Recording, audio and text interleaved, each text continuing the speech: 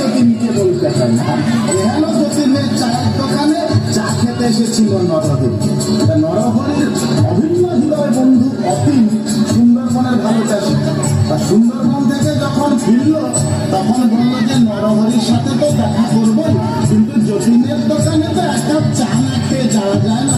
যতীনের চায়ের একটা গোপন গুণ আছে, এটা ওপেন করবেন না, মানে রোদ্দুরে গরম মাথাও নাকি ঠান্ডা। তাই ধীরে ধীরে অতীন চায়ের দোকানে প্রবেশ করছে, তারপর দেখছে দেখো দেখি যে নরহরির সাথে দেখা করবো বলে বলেছিলাম সেই নরহরি বলে মনে হচ্ছে।